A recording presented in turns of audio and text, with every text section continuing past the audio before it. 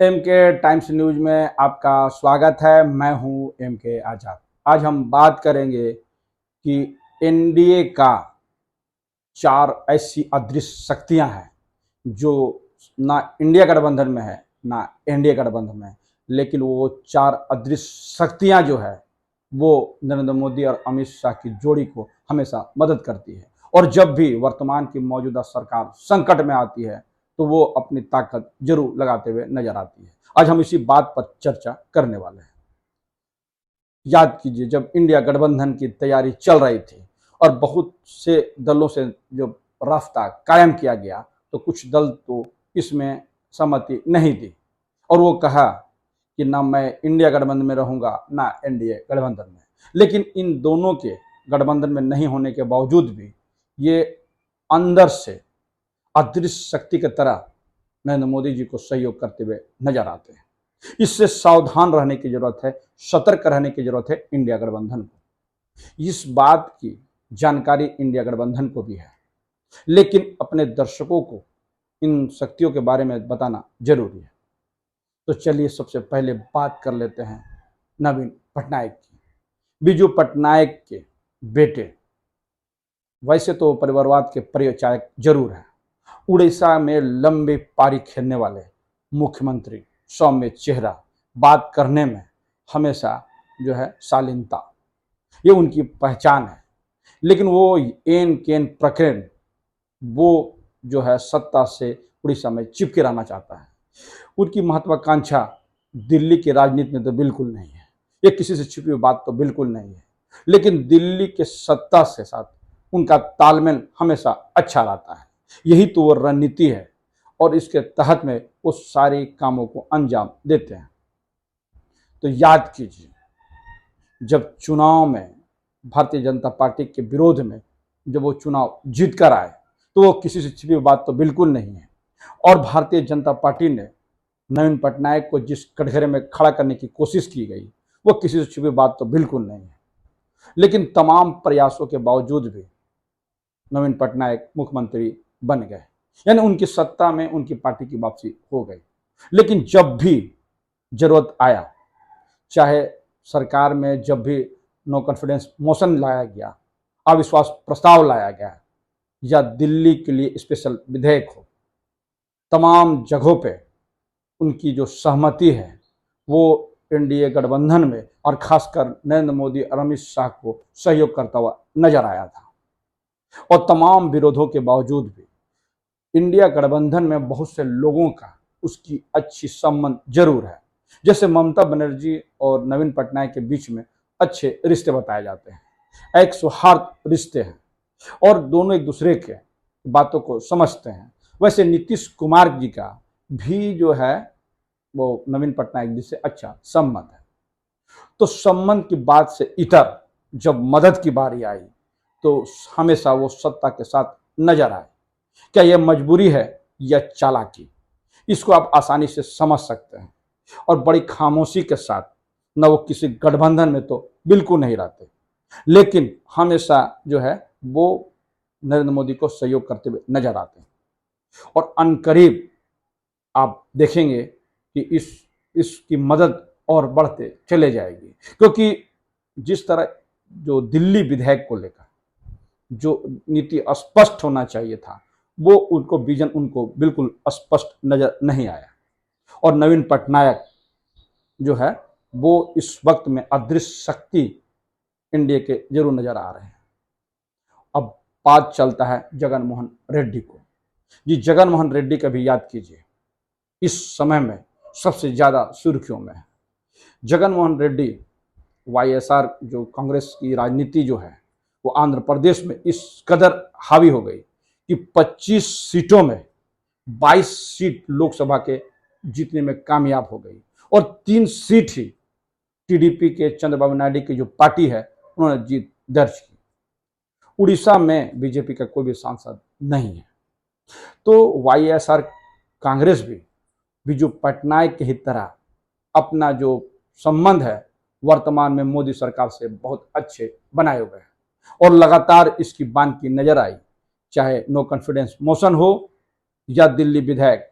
और दूसरे मामले में भी वाईएसआर ने बिना मांगे ही समर्थन जो है वो दे दिया।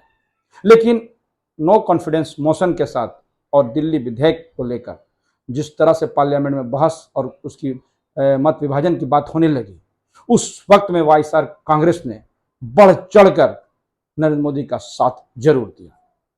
और तो और वो नरेंद्र मोदी के सपनों को साकार करने में भी लग गए। याद कीजिए 2018 में चंद्रबाबू नायडू ने मोदी सरकार के खिलाफ अविश्वास प्रस्ताव लाया। ये वही चंद्रबाबू नायडू जी हैं जो कभी एनडीए के संयोजक हुआ करते थे और कांग्रेस के खिलाफ में जो मोर्चे बनाए गए थे उसमें उन्होंने बढ़ चढ़ के हिस्सा लिया। और बानगी को देखिए, समय का बदलाव को देखिए। आज जब वो एनडीए से अलग हो गए थे, उसके बाद 2018 में उन्होंने मोदी सरकार के खिलाफ में अविश्वास प्रस्ताव लाया था। और यही नहीं, जो वर्तमान में जो सरकार, जो मोदी सरकार ने उनको मंत्री बनने का ऑफर दिया था, तो उस ऑफर को भी वो ठुकरा दिए थे। ऐसा राजनीतिक गलियारों पर चर्चा का विषय है। जी हाँ, तो क्या इसी का बदला वर्तमान की मौजूदा सरकार ने जगनमोहन रेड्डी को के बहाने ले ली? क्योंकि चंद्रबाबू नायडू को गिरफ्तार किया गया है, उसको भ्रष्टाचार के मामले में, स्कैम के मामले में गिरफ्तार किया गया है। मामला कोई नया नहीं, 2021 का है। बताया जाता है कि इस स्कैम में करीब 371 करोड़ की घपले घोटाले की बात सामने आ रही है। लेकिन जब सीबीआई ने इस मामले की जांच की थी तो उसमें चंद्रबाबू नायडू और उनके बेटे का नाम बिल्कुल नहीं था। लेकिन राज्य की जो पुलिस है, एंटी करप्शन की जो पुलिस है, उन्होंने जब इस मामले की जांच की तो उसमें चंद्रबाबू नायडू और उनके बेटे दोषी पाए गए और इसी के मामले में उनकी गिरफ्तारी हो गई है। और उसके बाद आंध्र प्रदेश की राजनीति में एक नया आयाम जुड़ गया है। तो राजनीतिक गलियारों पर इसी बात की चर्चा है कि 2018 में नो कॉन्फिडेंस मोशन लाने वाले मोदी सरकार के खिलाफ में उनको सजा मिलनी तय थी। और जब प्रधानमंत्री किसी को ऑफर देते हैं और उसको कोई ठुकरा देता है तो मोदी जी भूलते नहीं हैं। ऐसी बातें भी राजनीतिक गलियारों पे चर्चा का विषय बना रहता है। इसमें कितनी सच्चाई है वो तो आने वाला वक्त में पता चलता है, लेकिन जो बात कही जा रही है वो बड़ा महत्वपूर्ण है, इसको समझा जाना चाहिए था। और यही बहाने चल रही है।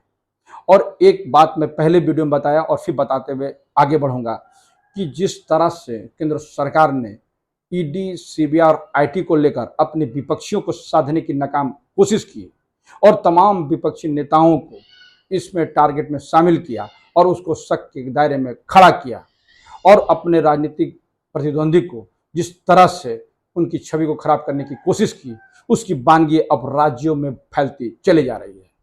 और यही है कि अपने प्रतिद्वंदी को निपटाने के लिए जिस तरह राज्य भी अब आगे आ रही है, यानी राज्य की पुलिस भी अब अपने विपक्षियों को उसी अंदाज से घेरने की काम कर रही है, वो राजनीतिक परंपरा के लिए सही नहीं है और लोकतंत्र के लिए खतरनाक स्टंट जरूर है। लेकिन राजनीति में जब शुरुआत दिल्ली से हो जाए तो राज्य कहाँ छिपने वाले हैं और कहाँ बचने वाले हैं। अभी तो सब लोगों को अपने विपक्षी प्रतिद्वंदी जो है वो उनको दुश्मन की तरह नजर आने लगे हैं। ये किसी से छुपी बात तो बिल्कुल नहीं है। तो राजनीतिक गलियारों पे जो चर्चे के विषय है कि चंद्रबाबू नायडू की गिरफ्तारी केंद्र सरकार के इशारे पे जरूर की गई है और 2018 के और नो कॉन्फिडेंस और मंत्रिमंडल के जो ऑफर को ठुकराने का सजा चंद्रबाबू नायडू को मिला है। तो चलिए अब बात करते हैं और दो नेताओं की जो इस वक्त में मोदी सरकार को मदद करते हुए नजर आते हैं। बात चल रही है मायावती की। जी हाँ, मायावती हमेशा सुर्खियों में रहने वाली, और मायावती तो भारतीय जनता पार्टी के साथ सरकार बना चुकी है, ये कोई छिपी बात तो बिल्कुल नहीं है। लेकिन जिस अंदाज में जब वो बोलती है तो वो कहती है कि समाजवादी पार्टी को हराने के लिए हमें किसी दल से समझौता करना पड़े तो मैं करूंगा, तो यह बात स्पष्ट हो जाती है कि मायावती जी कभी भी जो है वो एनडीए गठबंधन में चली जाएगी। और बताया यह जाता है कि जिस तरह से उस पे सीबीआई का और इनकम टैक्स के मामले चल रहे हैं, जिसकी समाप्ति तो होती हुई नहीं दिख रही है, इसी के अड़चन में, इसी के बाधा के साथ में मायावती का डर जो है वो वर्तमान की मौजूदा सरकार को माइल होने के लिए काफ़ी होती है। तो यही बात राजनीतिक गलियारों पर चर्चा का विषय है। और इस बात की प्रबलता और बढ़ जाती है कि जब इंडिया गठबंधन में उनसे बात की गई तो उन्होंने कहा कि ना मैं एनडीए में रहूंगा ना इंडिया में। लेकिन घोसी उपचुनाव में जब उन्होंने प्रत्याशी नहीं दी तो कहा जाता था कि मायावती भापना चाहते थे कि उसके मतदाता यानी दलित मतदाता किस ओर रुख करते हैं। और इसके ठीक विपरीत जब घोसी विधानसभा में समाजवादी पार्टी के तरफ यानी सुधाकर सिंह के तरफ दलितों का रुझान नजर आया तो कहते हैं राजनीतिक गलियारों में कि मायावती के दिमाग इस मामले पे अलग से परेशान हो गया और वो बड़ी परेशान रहने रहेगी कि करे तो क्या करे। लेकिन दरवाजे बंद नहीं हुए। लेकिन कई मुद्दों पे बात किया जाए, गौर किया जाए तो मायावती का रुझान वर्तमान की सरकार पे लचीला जरूर नजर आता है और इसकी बानगी कई बातों में नजर भी आती है। तो सवाल है कि जब राज्यसभा के चुनाव चल रहे थे और जब 10वें कैंडिडेट के बारे में बातचीत हो रही थी तो उस वक्त में मायावती ने अपने कैंडिडेट क्यों खड़ा कर दिए ताकि समाजवादी पार्टी को इसका फायदा ना मिले और भारतीय जनता पार्टी को फायदा हो जाए। तो यह स्पष्ट होता है कई मामलों को लेकर।